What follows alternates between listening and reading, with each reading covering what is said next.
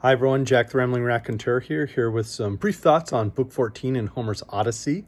Odysseus spends the entire book talking to one of the shepherds, a swineherd, Eumaeus, and learning about what's been going on. We see again the contrast in how Odysseus' servants and slaves have been living over the past 20 years while he's been gone, and the way the suitors are behaving. Eumaeus makes a really interesting point about the fact that he fears the gods, and he assumes that his interlocutor, secretly Odysseus, fears the gods, but that the suitors clearly don't. Like they have no sense of justice, no fear of punishment.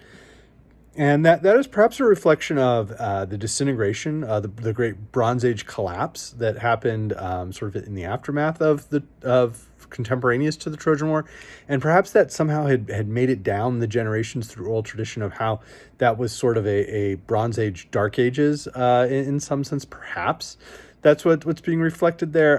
For Homer, I think it's definitely the contrast that Odysseus, despite being ravaged in some ways by the gods, continues to listen to Athena. He does continue to pray. He notes at one point that he absolutely hates a liar, and then proceeds to tell this long story, pretending to be someone else and lying the entire time.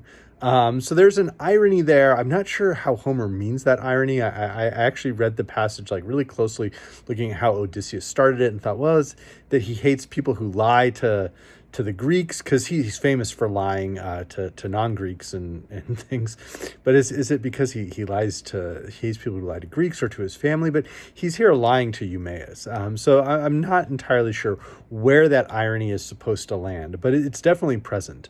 And then there's a bit where he sort of tells the story of how Odysseus sent a runner off to go sit with a message to Agamemnon, so that the runner's cloak was left for himself to take. But and then the Eumaeus gives him a cloak to spend the night on. And there's also this interesting way in which Eumaeus describes how Telemachus seemed like he would surpass Odysseus, but perhaps has somehow been fooled, or is less impressive in some ways than they had perhaps hoped he would be. And so there's sort of this bringing Telemachus slowly back into the story, even though it's been focusing on Odysseus. So as always, still really enjoying this. Hope everyone's doing well. Thanks.